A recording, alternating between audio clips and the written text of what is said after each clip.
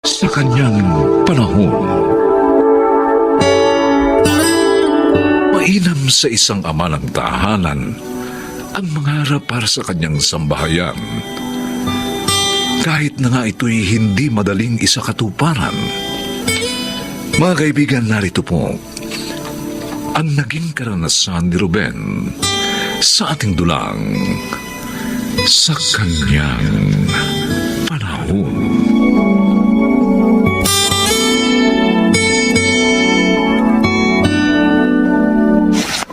Mahaba na rin pala ang karanasan mo sa panaderya? Medyo po, ma'am. Dahil 5 years po ako naging panadero sa aming probinsya. Ay, sabagay. Mukha kang mabait. Rekomendado pa ni Greg. At may experience na rin sa trabahong ito. Kaya, okay, sige. Tanggap ka na. Naku, maraming salamat po, ma'am Madel. Pangako po, magsisipag po ako. Aasahan ko yan. Ay, siya nga pala. Oh. Stay in ka rito, ha? Okay po. Buti nga't hindi na ako mangungupahan pa. Buti rin. Dahil lagi tayo magkakasama. May sinasabi po kayo, ma'am? Ang sabi ko, mabuti naman at payag ka. Actually, nasa abroad yung kapatid ko na may-ari nitong bakery. At hirap ako na walang assistant dito eh. Kaya, ikaw ang gagawin kong assistant.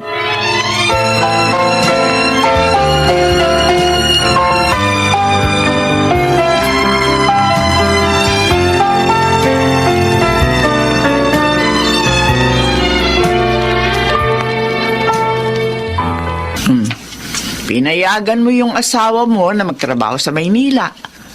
Ngayon, nalulungkot ka dyan. Kahit naman wala siya rito, lagi mo naman siya nakakausap sa cellphone. Iba rin po kasi narito siya at kasama namin, Nay. Tulad ngayon, may lagnat ang bunso namin. Pero tayong dalawa lang pong maasikaso kay Junior. Joyce, maging matatag ka. Abay, ibaling mo ang pansin mo sa mga gawaing makabuluhan nang hindi ka lagi nagmumukbuk dito. Parang mahirap pala, Nay.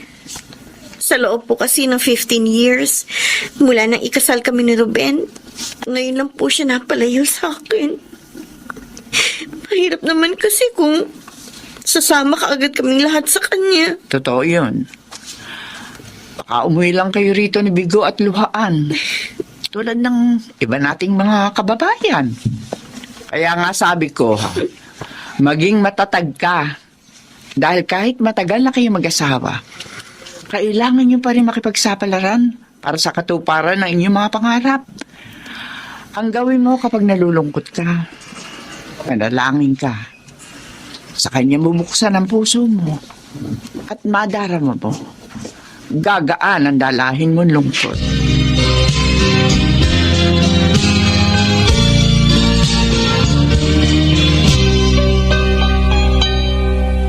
Ruben, tanghali na, kumain ka na. Sige po, ate. Tatapusin ko lang itong paglilinis dito sa panaderya habang walang bumibili. Ay, mamaya na yan. Hindi naman kailangan apurahin eh. Sabayan mo na akong kumain. Oh, Malungkot kasing kumain kapag mag-isa. Sige na, sabayan mo na ako. Nagluto ako ng masarap na ulam. Gusto ko matikman mo. kasi po, ate Madel. Halika na. Magtatampo ako pag hindi mo ako pinagbigyan.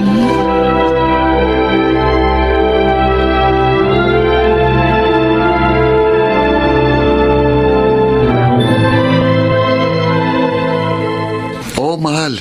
Mabait ang amo ko dito at maayos magpasahod. Kaya nagpadala na ako sa'yo. May konti rin akong itinabi dito. Natutuwa naman ako at maayos ang kalagayan mo dyan. Alam mo, Ruben, miss na miss ka na namin ng mga bata. Miss na miss ko na rin kayo. Kaya lang kailangan magtiis para mapaghandaan kong pagdating nyo rito. Mag-iingat ka lagi dyan, ha? At huwag mong pababayaan ang sarili mo. Oo, mahal. Ruben, Ay, pwede ba ako magpasama sa'yo ng mamili? sige Joyce, may iutos sa akin ng amo ko Tatawagan na lang kita uli. Bye. Ate Madel, sige po. Anong oras po tayo aalis? Akala ko hindi mo na ako mapapansin. Pasensya na po. Tinapos ko lang kung pakikipag-usap po sa misis ko. Alam mo, maswerte yung misis mo. Oh. Mabait ka na. Guwapo pa.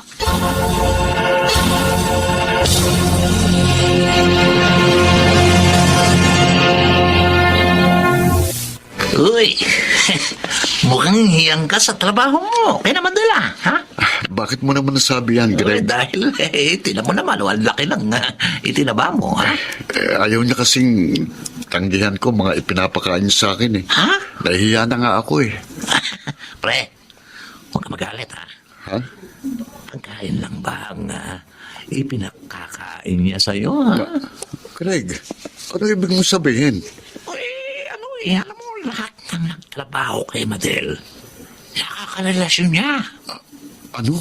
Nakakarelasyon niya. Eh, Oh. Kayo, may relasyon na ba kayo, ha? Sabihin mo na, sige na, hindi ko naman ipagkakalat eh.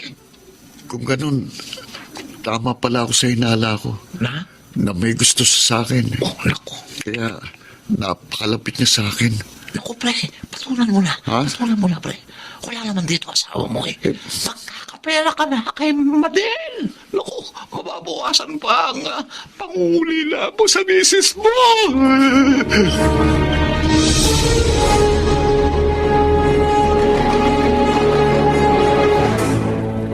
Hindi ko gustong madalas na pagpapakita ng motibo sa akin ni Ate Madel. Paano ko kaya siya maiwasan? Kung may ibang trabaho sana akong malilipatan, lalayuan ko na siya ng tuluyan. Ruben? Ah, si Ate Madel, lumabas sa banyo na nakatuwalya lang. Ruben! May uutos ako sa'yo.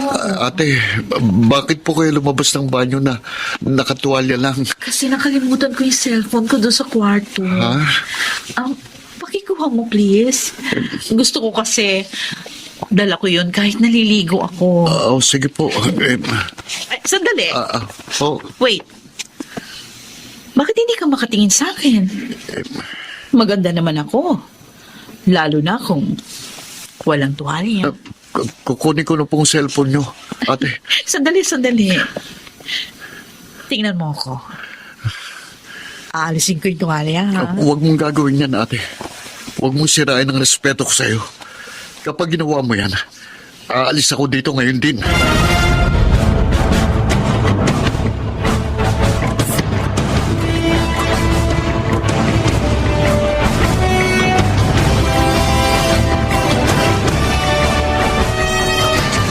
Yan pala ang problema mo kina Madel.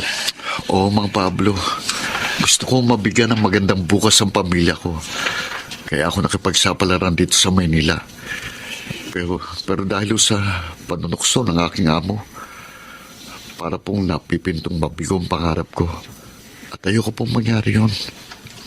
Gusto mong umalis doon, pero wala kang trabaho. Opo, Mang Pablo. Sa mga customer namin, kayo pong nakagaanan ko na ng loob. Kaya po, naikwento ko sa inyong problema ko. Sa bagay na yan matutulungan kita. Totoo po. Oo.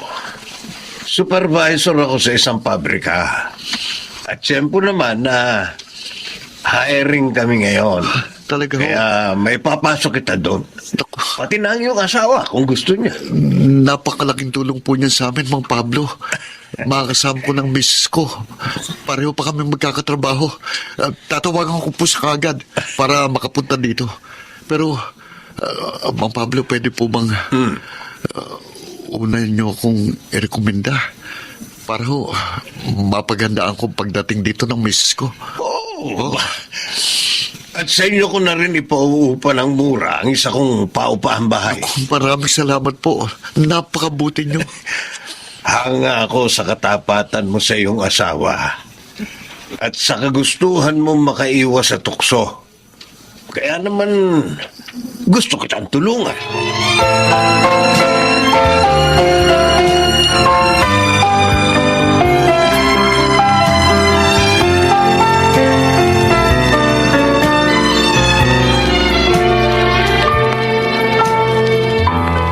Ruben? Anong ibig sabihin nito? Bakit nasa labas ang mga gamit mo? Pasensya na po, Ate Madel. Magpapaalam na po ako sa inyo. Aha? Aalis ka na rito? Oo. Ayoko na hong maulit pang ang mga ginawa niyong panunukso sa akin. Ruben, Mahal ko pong asawa ko at ayoko mawasak ang pamilya namin. Kaya bago pa ako mahulog sa kasalanan, aalis na po ako dito. pero... Hindi ko kailangan ng kaginhawahang maiaalok ninyo. Ang gusto ko ay isang payapat maligayang buhay sa piling ng aking pamilya.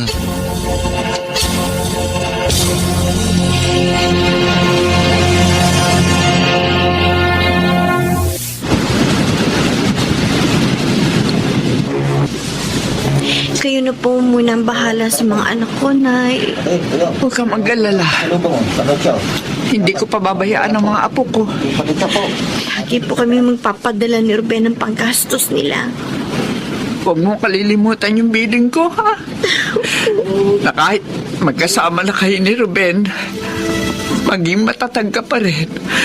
At maging laging handa sa mga pagsubok na darating. Mahal, luto na itong mga ulam. Handa na rin ang dessert natin. Mag-ayos ka na para masundo na natin si Nanay Mila sa pier. Oo. Ako, sabik na ako makita ang mga anak natin. Ako man, Joyce. Ngayon, makakasama na natin sila lagi dahil handa na tayong pag-aralin sila dito. Oo nga. Dahil maayos na ang kita natin dito. Buo ng muli ang pamilya natin. Hindi na bigong pakikipagsapalaran natin dito sa Maynila.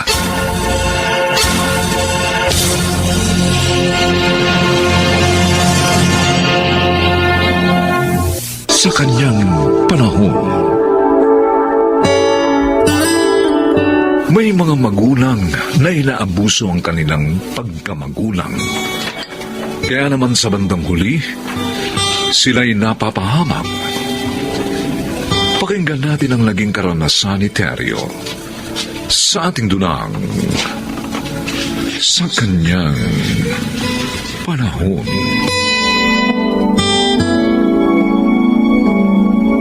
Sabi ko na nga ba't masamang hangin ang nagpadpad sa'yo dito sa bahay lang kuya mo, kaya ka narito eh. Inang naman, babayaran ko rin naman ang inuutang ko eh. Pag nagpadala na si Santa. Ang hirap sa'yo. Ayaw mong iwan yung bisyo mo. Kaya hindi mo mapagkasya yung pinadadala ng apo ko. Hindi naman ho. Talaga lang maraming binayaran si Nardo sa eskwelahan. Graduating na kasi. Wala akong pera. Naubos ko na yung pension ko. Tulungan nyo na lang ako manghiram kay Kuya Tiago. Ang bihira ka eh.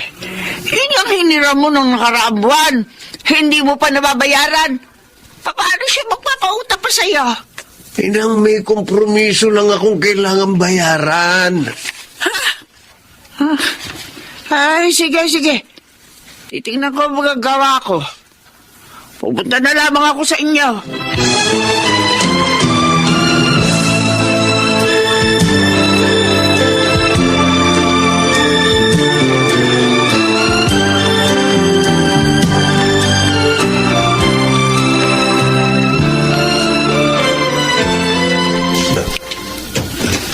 Ay, Lola Pilang, tuloy po kayo. Salamat, Nado. Ang tatay mo, saan? Umalis po kasama ni Mang Pido. Kumusta naman kayo rin eh? Oh, yung pag-aaral mo, kumusta? Awa po ng Diyos, ilang linggo na lang, graduation na namin. Matutulungan ko na rin si Ate Santa. Natutuwa ako at hindi mo binigo ang kapatid mo. Hindi ka naging gaya ng ibang kabataan na naging problema ng mga nagpapaaral sa kanila. Ayoko po masayang ang paghihirap ni Ate sa ibang bansa, Lola. Kaya lang po, si Itay. Si Teryo, ako, nagpunta sa amin nung makalawa. Nangihiram ng pera. Pinahiram niyo po ba? Hindi. Wala naman akong pera eh. Pero sabi ko, gagawa ako ng paraan. Kaya nga ako narito eh. Dala ko hinihiram niya. Oh, Lola, tiyak po gagamitin niya yan sa mga utang niya sa sugal. Kasi may nagpunta po rito kanina na naniningil. Tatay mo talaga, oo. Paano bang hindi naaawa sa kapatid mo na nagtitiis maging katulong sa iba yung dagat para lang maiyahong kayo sa hirap. Hindi ko na nga lang ibibigay sa kanyang perang ito. Ayoko konsintihin siya sa kanyang ginagawa.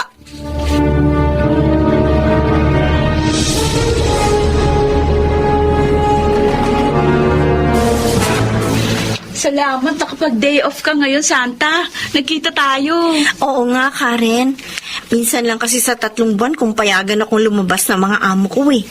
Hindi rin pala mabait ang mga amo mo Arabo. Maayos naman sila magpasahod. Yun nga lang, mahigpit sa katulong. Lagi nakasigaw at minumura ako. Tinitiis ko na nga lang eh. Alang-alang sa pamilya ko. O, malapit nang matapos sa college si Nardo, di ba? Oo. At malamang, naipaayos na rin ni Itay ang bahay namin. Dahil ipinadadala ko sa kanya lahat ng sahod ko eh. Masusulit na pala ang hirap mo dito sa ibang bansa.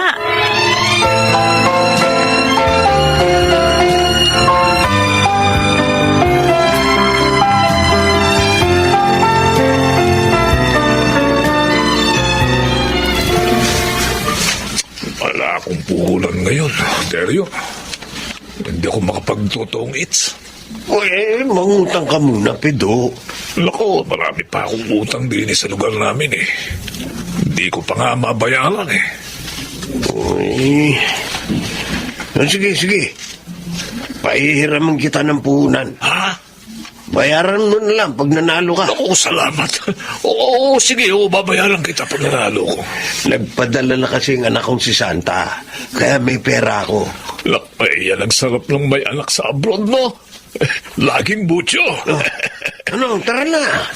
Hinihintay na tayo kina ako. Teka, sandali. Huwag mo ubusin doon ang puhunan mo, ha? Ha? May mas maganda tayong pupuntahan bukas. Mas malaki ibigay doon pag nanalo.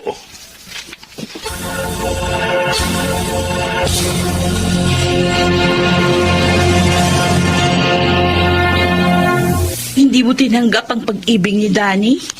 Bakit naman, Santa? Di ba sabi mo, may damdamin ka rin sa kanya? Oo. Kaya lang apurado siya eh. Gusto na raw niya magkapamilya dahil 31 na siya. Maaari ka na rin naman mag-asawa dahil graduating na sa college yung kapatid mo. Magkakatrabaho na siya. Gusto ko makatiyak na magiging maayos ang buhay nila ni Itay bago ako makapag-asawa. Isa pa, ayoko nga nang minamadali ako. Sayang naman. Kasi gwapo at mapait si Danny. Hindi naman sayang. 25 pa lang naman ako. May darating pa para sa akin. Hindi ako pababayaan ng Diyos. Alam mo, mas gusto ko nga maghintay ng tamang pagkakataon eh. Kesa naman masaktan ng paulit-ulit sa maling pagkakataon. Late ka na. Ay, oo nga. Masakit kasi ulo ko eh. Ha? Kaya uminom pa ako ng gamot bago nagpunta rito. Mawawala ang sakit ng ulo mo rito, Teryo. Lalo na kapag nanalo ka. Tama. Kaya kalimutan mo na yung natalo sa'yo kahapon. Talagang maglalaro ako ngayon. Nararamdaman ko makakabawi ako ngayon eh. Ito, Kaya isasapalan ako na tong konting perang natitira sa akin. Teka muna, bakit ganon? Baka naman wala na kayong pangkain niya, ha, Teryo? And para sa graduation ni Nardo ang perang to, pag nanalo ko, maghahanda ako ng engrande para sa kanya.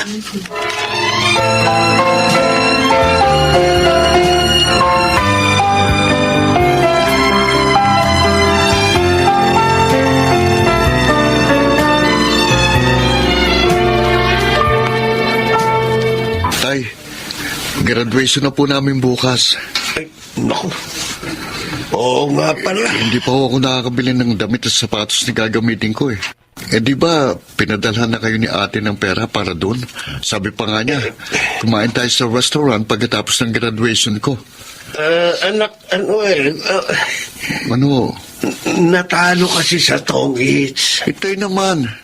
Bakit naman pati yun? Ipinatalo niyo sa sugal. Napasubo ako eh. Napapira. Pasensya ka na.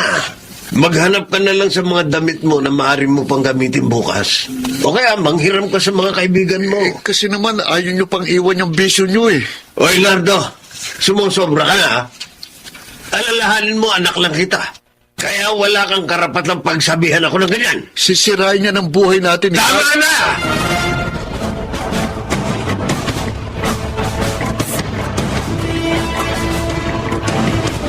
Lola! Lola Bilang! Saan niyo po itong pinto? Lola! Lola! Oh, apo, napasugod ka. Si Itay po, hinuli ng mga pulis. Bakit tinuli ng mga pulis? Naroon po siya sa lugar na pinagdarausan ng tupada. Niray daw po yun. At kasama po si Itay sa mga dinampot.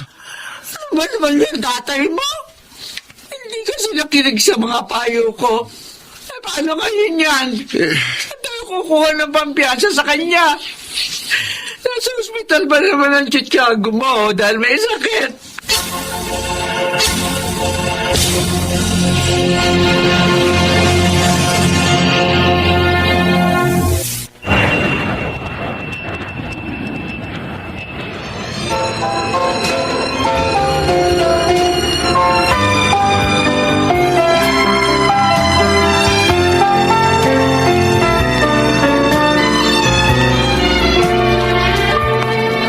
Ate Santa, hindi po sinabi na darating ka ngayon. Sinadya ko talaga to para masurpresa kayo, Nardo. Bakit ganito pa rin ang bahay natin? Walang pinagbago? Ha? Inaasahan ko na ipagawa na ito ni Itay. Dahil pinadadala ko sa kanya lahat ng sweldo ko eh. Ano? Pero sabi niya ate, maliit lang daw ang ipinadadala mo. Kaya madalas kapos kami. Hindi totoo yun. Konti lang ang natitira sa akin sa sahod ko. Lahat ipinadadala ko dito para sa inyo ni Itay. Kung ganun, tama ako. Inubos ni Itay sa sugal ang lahat ng kita mo sa abroad. Diyos ko, bakit naman niya ginawa yun? Hindi na siya naawa sa akin. Nasaan si Itay? Wala siya ate. Pumasada ba ng jeep? Nakakulong si Itay. Ano? Bakit?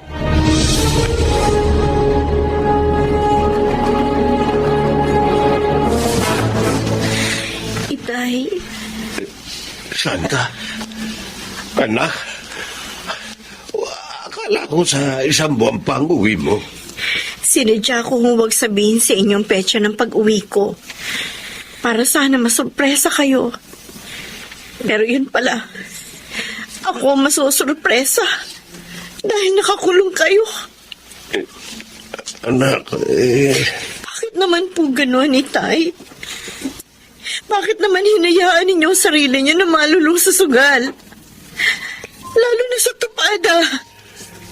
pasensya na anak. Hindi ko naman alam na wala palang permiso yung sinalihan ko. Kahit naman po may permit yun, hindi pa rin po ninyo dapat ugaliin ang pagsusugal. Wala po yun na may tutulong sa atin. Tingnan nyo. Sa halip na makaipon kayo sa mga pinadadala ko, nagkautang pa kayo. Anak, Hindi nyo man lang pinahalagahan ang mga paghihirap ko sa ibang bansa. At ngayon, magpapiyansa pa ako para makalaya kayo. anak, patawarin mo ako. Umabuso ako. Pangako, hindi na ito mauulit pa.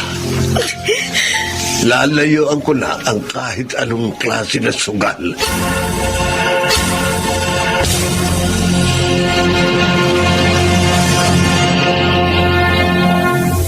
Sa kanyang panahon,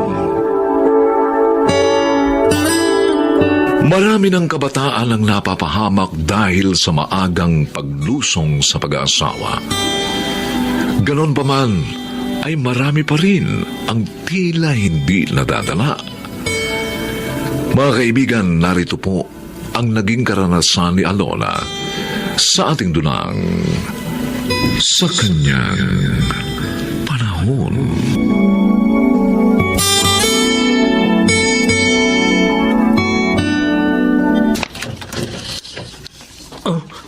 Itay Amador, kayo pala. Bakit bigla niyo binuksan ang pinto nitong silid ko? Totoo nga palang sinabi ng kapatid mo. May inuwi kang babae. Shota ko po si Alona. At nagtanan na kami. Magsasama na po kami. Maganda siya. Kaya naman pala naloko ka eh. Teka, marunong ba ng mga gawaing bahayan? Opo, marunong po ako. Ayos. Para naman may pakinabang ang pagtira mo dito sa amin, ha? Huwag po kayo mag-alala. Magsisipag po ako. Itay, lumabas na kayo ng kwarto. Matutulog na kami.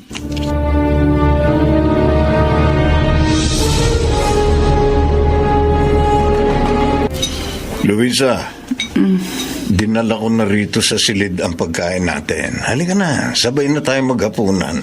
Ay, sana. Hindi mo na lang dinala dito yan, Tirso. Wala naman akong ganang kumain. Taong to, huwag kang ganyan. Lalo nating hindi matutulungan ang ating bunso kung mananatili kang may sakit. Tirso, nag-aalala ako sa bunso natin. Baka ako napapano na siya. Uwe, sinabi naman niya sa sulat na iniwan niya, di ba? Na makikisama na siya doon sa warin na yun. Matigas talagang ulo niya. 19 pa lamang siya. Pinasok ng pag-aasawa. At sa lalaking hindi man lamang natin nakilala ng personal. At kahit ang dalawa niyang kapatid, pinaglihiman din niya. Nasasaktan din ako sa ginawa ni Alona. Pero, hinihiling ko pa rin sa Diyos na sana huwag siyang mapahamak.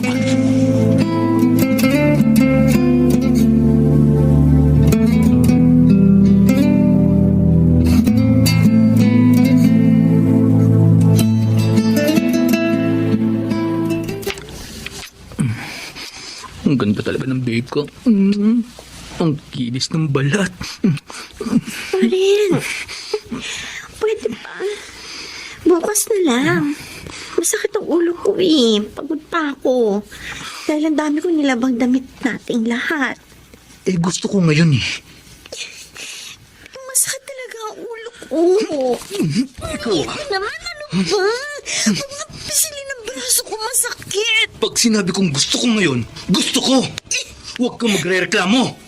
Kung hindi, lalo ka masasaktan.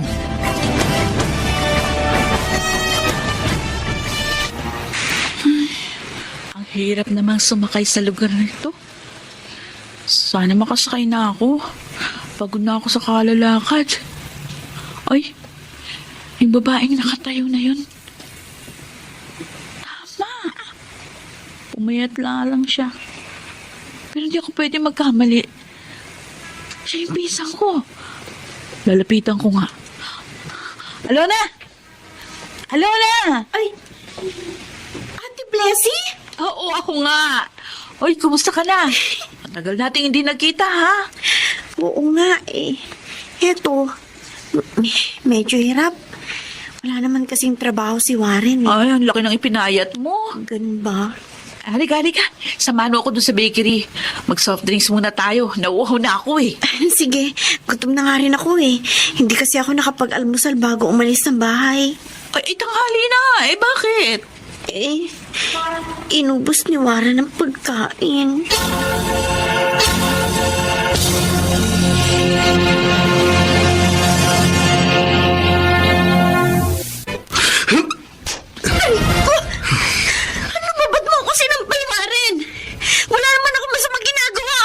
Sinungaling ka! Totoo yung sinabi ko! Pinsan ko si Ate Blessy at nagkita kami! Habang pauwi na ako dito galing sa paghahatid sa mga nilabang ko! Hindi ako naniniwala sa'yo! Siguro, kasabot mo yung babaeng yun sa panluloko sa akin! Sa panlalalaki mo! Hindi totoo yan! Wala akong lalaki! Tumahimik ka! Bakit mo ayaw mamaniwala sa akin? Ito ang tanda mo, Alona. Kapag nahuli ko kayo ng lalaki mo, papatayin ko kayo!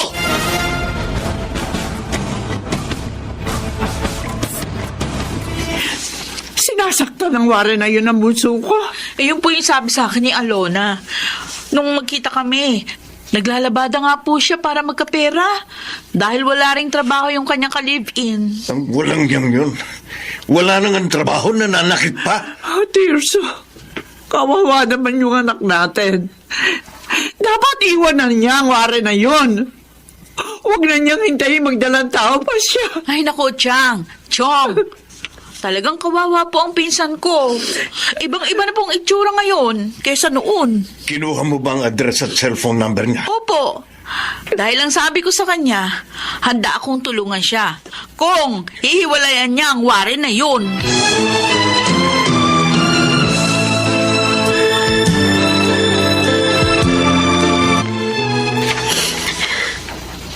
Hirap na ako sa mga ginagawa sa akin ni Warren. Malayo ito sa mga ipinangako niya nun sa akin.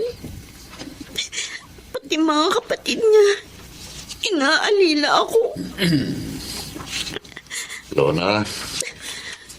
Oh, umiiyak ka na naman. Ito'y Amador. Kaya po pala. Alam ko, sinaktan ka na naman ni Warren. Oh, kawawa ka naman. Bayan niya ako. Alam mo bang gusto kong bugbugin si Warren kapag sinasaktan ka? Dahil nga naaawa ako sa'yo. At ayokong nasasaktan ka. Ito'y Amador. Tatapatin kita. Noon pa, kursunado na kita. Ano po?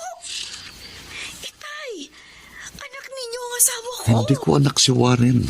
Anak siya sa una ng nanay niya. Isa pa, hindi naman kayo kasal. Kaya hindi kayo mag-asawa. Nagsasama lang kayo. Tulad din namin ng nanay niya. Kahit na po, masama pa rin po yung ginagawa ninyo. Ang masama ay ang pananakit sa'yo ni Warren. Alam mo na kung tatanggapin mo ko, ilalayo kita rito. At hindi ka na mahihirapan pa sa buhay. Dahil gagawin ko lahat para mapaginhawa ka. Tiyak na isusumpa tayo ni Warren at ng nanay niya. Baka mapatay pa ho nila tayo. Kaya nga lalayo tayo eh. Alam mo na, hindi ko na mahal ang nanay ni Warren. Ikaw na ang mahal ko. Kaya sana, pag-isipan mong aluko.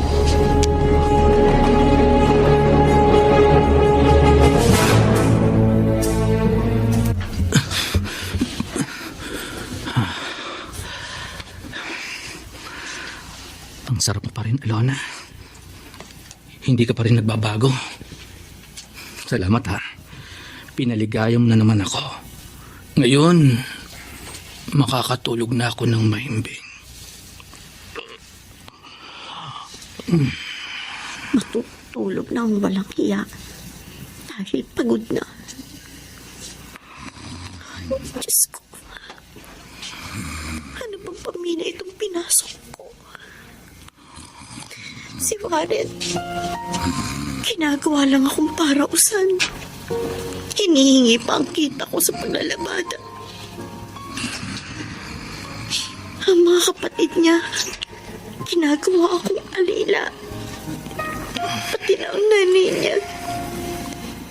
Samantalang sa bahay namin, halos wala akong ginagawa.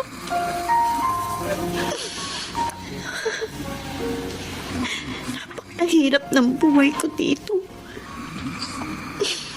Tapos yung stepfather niya, nililigawan pa ako. Diyos ko. Ayoko na dito. Gusto ko na pong umalis dito. Ituro niyo po sa akin ang dapat kong gawin.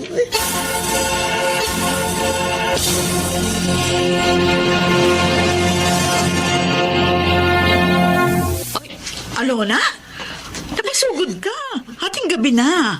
Ate Blessy, Buti nakita mo tong bahay namin. tanong-tanong ako, ate. Halika.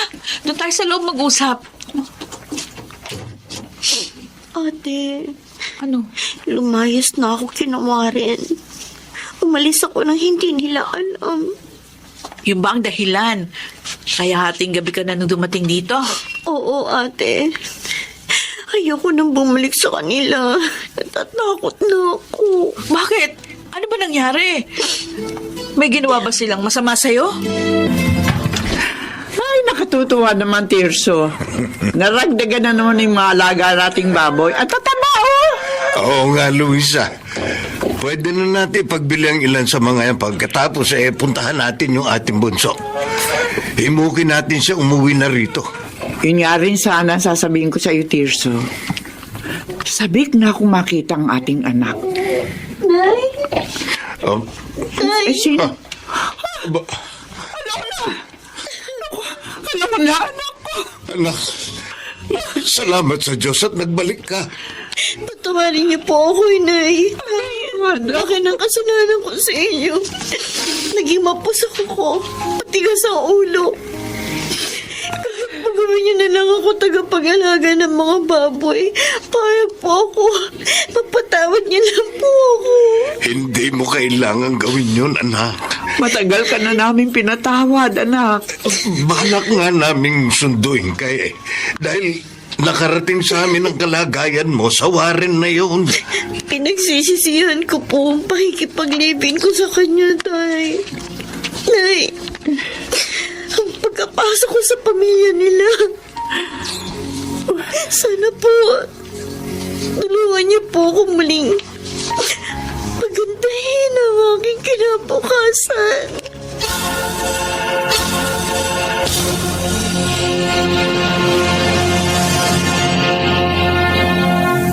Sa kanyang panahon, likas sa mga kabataan ang mahilig sa mga magagandang bagay. Kaya itinuturing nilang kaibigan ang nagbibigay sa kanila ng mga ito. Mga kaibigan, narito ang naging karanasan ni Kate sa ating dunang sa kanyang panahon.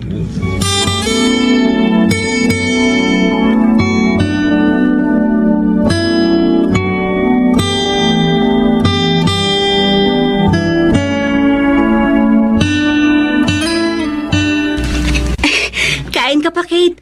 Ang dami pa natin in order, oh. Ang dami ko na ngang nakain pati eh. Busog na ako. Ang mabuti pa, ipabalot na lang natin ang mga ito para maiuwi mo sa inyo. Naku, nakakahiya naman sa'yo. Ano ka ba? It's okay. Anyways, birthday ko naman eh. Eh, sayang naman kung iiwan natin ang mga yan. Ang sasarap pa naman yan. Oo nga eh. At saka bayad na yan. Ipapabalot ko na, ha? O sige. Salamat sa paglibre mo sa akin, ha? Ayos lang yun. Kate? Oh, Pwede ba akong magpatulong? sure. Ano ba yun? Hindi ko kasi nagawa yung assignment natin sa terror nating professor. Sumakit kasi ulo ko last night eh. Tulungan mo naman ako.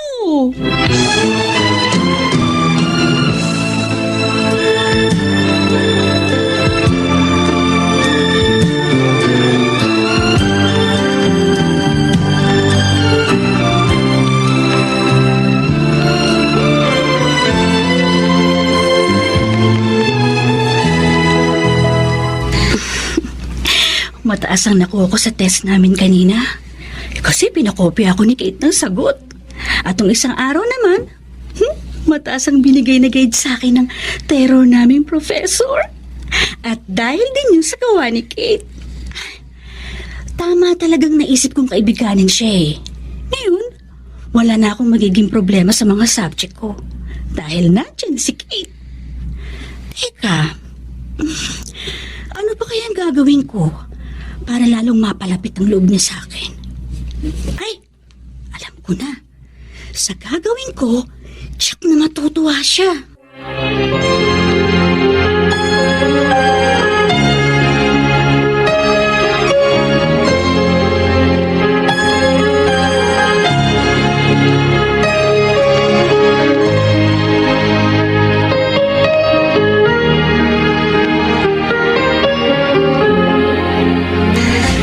Ibinigay sa iyo ni Patty ang mga damit at sapatos na yan, anak.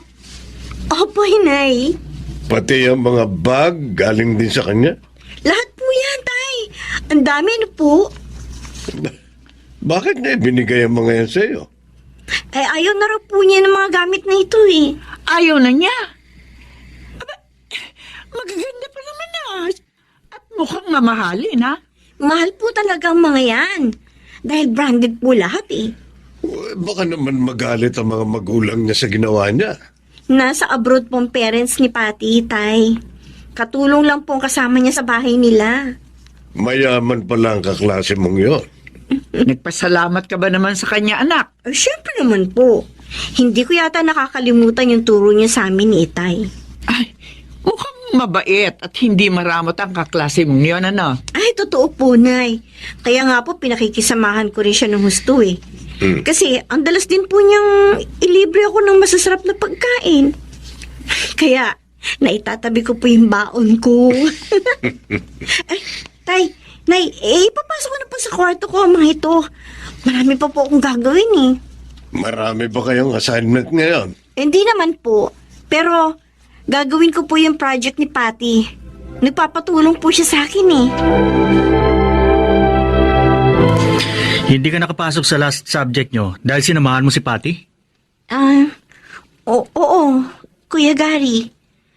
Kaya, hindi mo ako inabutin sa school. Saan mo naman siya sinamahan?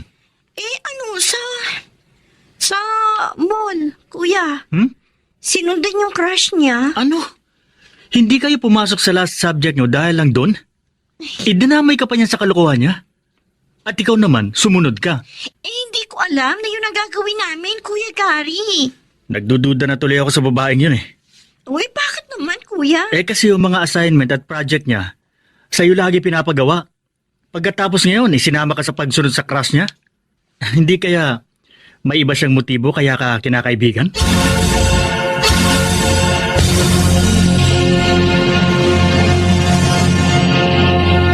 Bigay lang niya sa ang cellphone na yan, anak. Opo, Nay. Pati nga itong relo, oh. Ang ganda niyan ah. At bagay po sa akin. Aba, sobra naman yata ang pagiging mapagbigay sa'yo ng pati na yon. Anak, baka naman tomboy yun ah. At kursunada ka. Ay, naku, si Itoy naman, oh. Hindi po tumbo yun, Tay. Ang sabihin nyo, si Kate po kasi ang tagagawa ng mga assignment at project niya. Kaya sa ganun. Napapansin din namin ng nanay mo yun, anak. Kaya tuloy, madalas kang napupuyat. Aba, ano kaya kung minsan sabihin mo na siya naman ang gumawa ng assignment niya? Po, naku baka naman ma-offend po siya.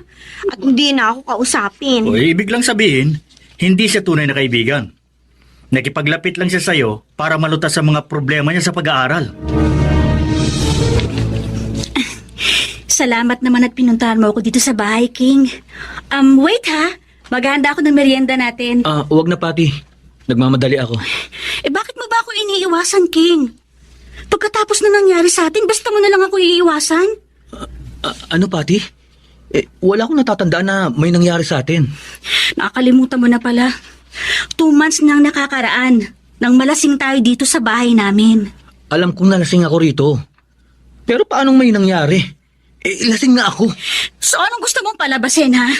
Nagsisinungaling ako? King, buntis ako. Ano?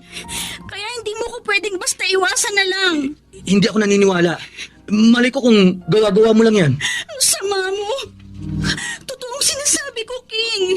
Kahit itanong mo pa yan kay Kate, siya ang kasama kong nagpa-check up.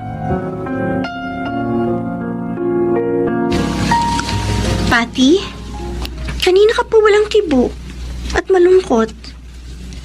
Bakit ba? May problema? Kate, kaibigan mo ba talaga ako? Oo naman. Kung ganun tutulungan mo ako sa problema ko. O sige, kung kaya ko ba Ano ba yun? Alam mo naman na mahal ko si King, di ba? Oo. Pero ayaw niya sa akin Iniiwasan niya ako.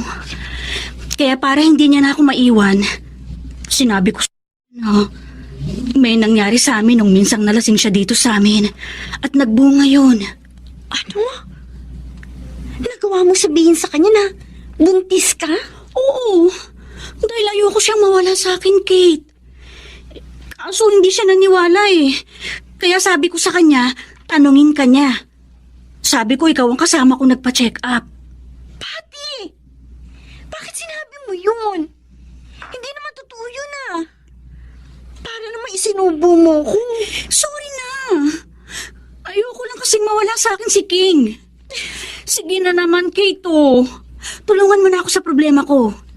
Promise, lahat ng hihingin mo sa akin ibibigay ko. Tulungan mo lang ako.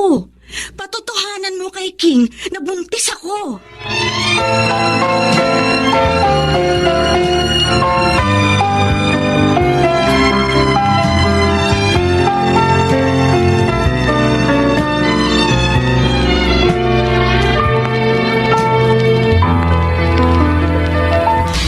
Ang sama pala talaga ng ugali ng pati na yun. Manggagamit at sinungaling. Oo nga eh. Gusto pa niya idamay ang anak natin sa kalokohan niya. Gusto niyang gamitin si Kate upang patibayin ang kasinungalingan niya. Wala siyang pakialam kahit mawasak niya ang buhay ng binatang yun. Makasarili ang dalagang yun rin eh. Lucy, kausapin natin ang ating bunso. Hindi siya dapat pumayag sa gusto ng pati na yun. At hindi lamang yun rin eh. Dapat na rin niyang layuan ang babaeng yun. Ipapahamak lamang siya ng pating yun.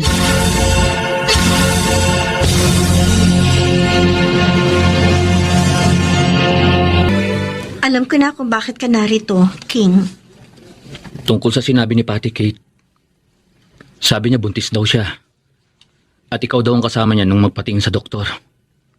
Totoo ba yun? Ang totoo, kinausap niya ako para yun ang sabihin ko sa'yo. Pero hindi kaya ng konsensya ko. At ayaw din ng parents ko na maging kasangkapan ako sa pagkawasak ng buhay mo. Ibig mong sabihin, hindi buntis si Pati? Oo. At lalong walang nangyari sa inyo.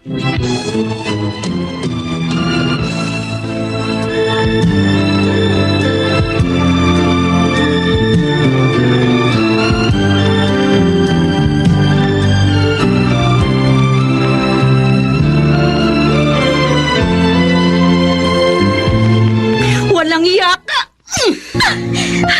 Pati ba't mo ako sinumpal? Dahil traitor ka! Ipinahamak mo ko kay King? Akala ko pa naman kaibigan kita, hindi pala! Ginamit mo lang ako, Kate, para sa mga bagay na gusto mo! Hindi totoo yan. Kahit minsan, hindi ako nanghingi sa'yo. Ikaw ang kusang nagbigay sa akin ng mga yun. At tinanggap mo naman! Ako ang ginamit mo, Pati. Ginamit mong tagagawa ng mga assignment at project mo. Alalay mo. Ngunit tinanggap ko lahat ng yun. Dahil nga itinuring kitang kaibigan. Pero ang hindi ko matatanggap ay yung gamitin mo ko sa pagwasak ng buhay ng isang tao. Tama na! Kung makakasal kayo ni King at malaman niyang niloko mo lang siya, tiyak na magiging impyerno ang buhay mo. At yun ang ayaw ko rin mangyari sa'yo. Pati, matuto kang tumanggap ng pagkabigo at magsikap ka upang magtagumpay.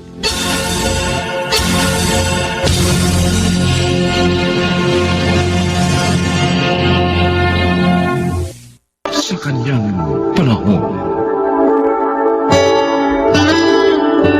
ang babae ay dapat na maging inspirasyon ng kanyang asawa sa mga pagsisikap nito. Sapagat ang tagumpay ng isa ay tagumpay nilang dalawa. Mga kaibigan, narito po ang naging karanasan ni Vanessa sa ating dunang sa kanyang panahon.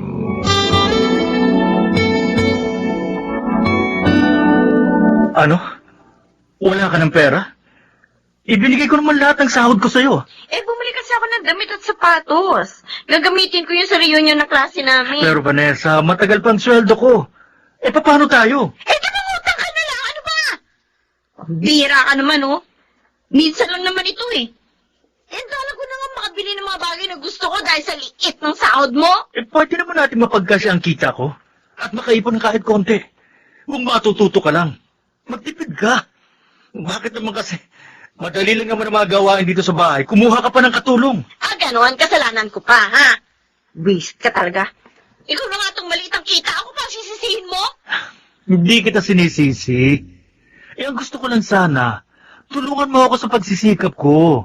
Matuto ka namang magtipid at maging inspirasyon kita. Aba, wala akong maramdaman sa pagsisikap na ginawa mo, Ronald! Wala!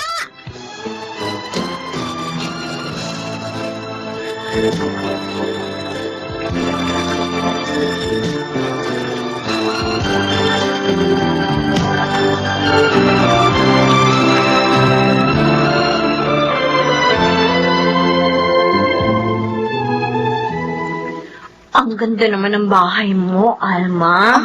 Pati yung kotse mo na sinakyan natin kanina. Ay, yan ba? Kabibili lang yun ni Will John ko. O, bakit nga pala nakataksi ka lang nung dumating sa reunion natin? Wala ka bang sasakyan? Wala eh. Ay, Maliit ang kita ng asawa ko. nako. Kung aasa lang siya sa trabaho niya sa opisina, ay, hindi ka niya talaga maibibili ng mga bagay na gusto mo. Dapat magkaroon pa siya ng ibang trabaho. Tulad ni Will John ko. Teka. Mabuti pa sabihin mo kay Ronald. Sumama na lang siya sa business ng asawa ko. Maging tauhan namin. Ha? Oo, malakas ang kita ng asawa ko sa negosyo niya. At hindi malulugi si Ronald kung sasama siya kay Will John. Hindi. Ayoko ng trabahong yun, Vanessa. Hindi ka naman mahihirapan eh. Dahil tutulungan ka ni Will John. Mas kikita ka pa ng malaki. Aasenso tayo tulad ni na Alma. Vanessa, mahal mo pa ba ako? Ano ba naman kadyaman yan, Ronald? Sagutin mo ang tanong ko. Hindi natural. Asawa kita eh. Kung ganun, bakit gusto mo akong ipahamak? Ang arte mo naman eh. Hindi ka naman mapapahamak eh. Sasamahan ka ng asawa ni Alma hanggang masanay ka. Ako yata ang hindi mo mahal eh. Vanessa, Dahil pinahirapan mo ko sa buhay natin. Hindi mo maibigay sa akin ang ginhawa-hanap ko. At kahit ngayon may chance ka na nga para mapaginawa mo ko, gusto mo pa palang pansin.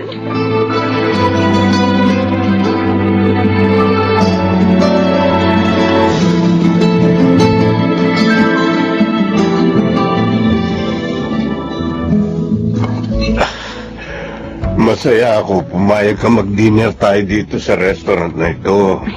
Ako nga ang nahiya sa'yo, Will John eh. Bakit naman? Kasi ang mahal dito. Tapos dito mo pa ako dinala. Eh wala naman si Alma. Kasi nga mas maganda ka kay Alma. Ha? Hindi kita maaaring pakainin sa karinderya lang. Salamat. Eh nasaan nga ba yung kaibigan ko? Nasa Baguio, kasama ng mga barkada niya. Buti pa siya. Nakakapagbagyo. Si Ronald naman kasi. Ayaw pong sumama sa business mo. Talagang may mga lalaking mahinang dumiskarte. Kawawa ka naman tuloy. Nahihirapan ka sa kanya. Sinabi mo pa. Swerte nga ni Alma sa'yo eh. Kasi, gwapo ka na. Madiskarte pa. Kung ako naman ang naging asawa mo, lahat gagawin ko para maging masaya ka. Will John. Vanessa. Bakit mo ko hinalikan?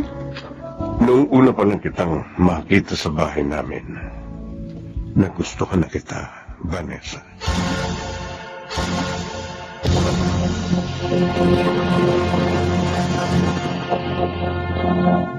Kaya ka palang malungkot, anak. Parang nanlalamig na po siya sa akin ito eh.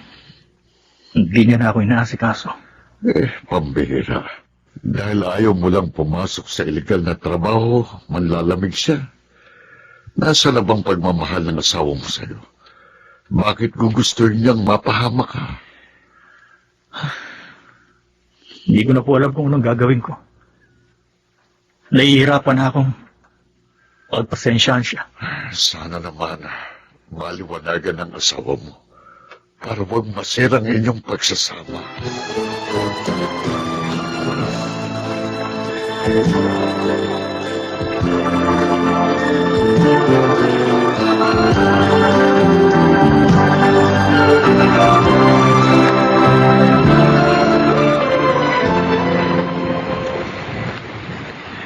Maaga ako nakalabas sa opisina ngayon.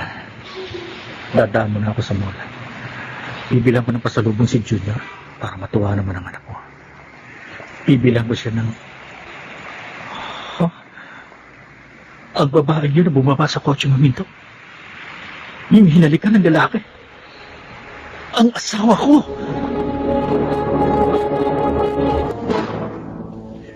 Gabi ka na namang umuwi, Vanessa. Nauna pa ako sa'yong dumating. Dinatnan ko pa si Nanay Esper dito. Eh, ano ba kinainis mo? Namamasyal lang naman ako sa mga kaibigan ko na may pera. Nililibre nila ako. Eto nga, oh. Ibinili pa ako ng magandang bag at sapatos. Sinungaling! Visit ka! Bakit mo ako sinampal? Tanggap ko na sinisigawan mo ako. Dinumura mo ako. Pero alam mo kung anong hindi ko matatanggap. Ang pagkataksi mo sa akin. Hindi ka na makakapagkela. Ilang beses ko na kayo sinundan ng lalaki mo.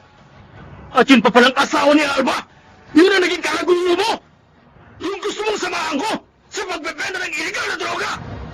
Ronald, I'm sorry. Napakasakit, Vanessa. Ang sakit ang ginawa mo sa akin. Hindi ka na mapapatawad. Maghiwalay na tayo.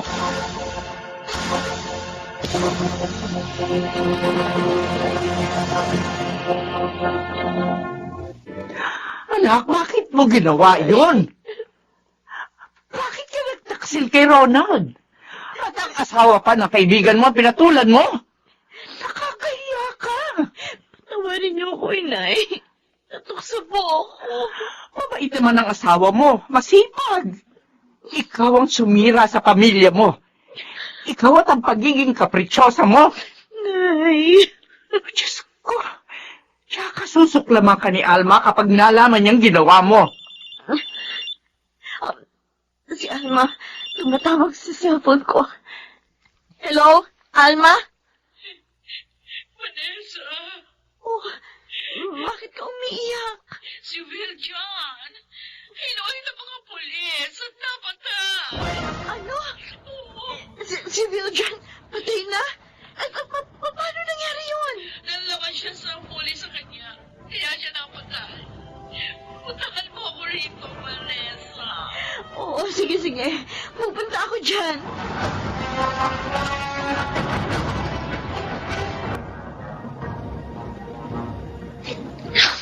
Nakikiramay ako, Alma. Paano na kami ngayon? Ang anak ko, Vanessa. Wala akong alam na trabaho. Si Viljan lang ba ang nagtrabaho sa inyo kahit noon pa? Oo. At dahil nga nawili ako sa malaking kita niya sa pagtitinda ng mga party drugs, kaya kahit mag-ipon, hindi ko nagawa. Buti ka pa nga, kahit na mahirap kayo, buo pa rin ang pamilya mo. Alma, May asawa ka nga alalay sa'yo sa oras ng kalungkutan mo. Hindi tulad ko, mag-isa na lang. Pinag-uusapan pa kami ng mga tao.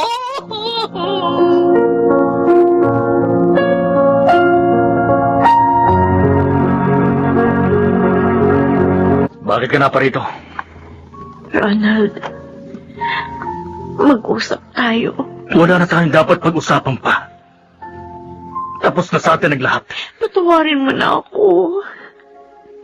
Pinagsisisihan ko na ang pagkakasala ko. Pakiusap. Bigyan mo pa ako ng isang pagkakataon. Pangako, hindi na mauulit ang mga pagkakamali ko. Tuluyan ang nawala ang pagmamahal at respeto ko sa'yo. Dahil sa ginawa mo. Tanggapin mo na lang na maluwag sa dibdib na maghihiwalay na tayo. At pilitin natin magampanan pa rin ang ating mga tungkulin para sa ating nag-iisang anak.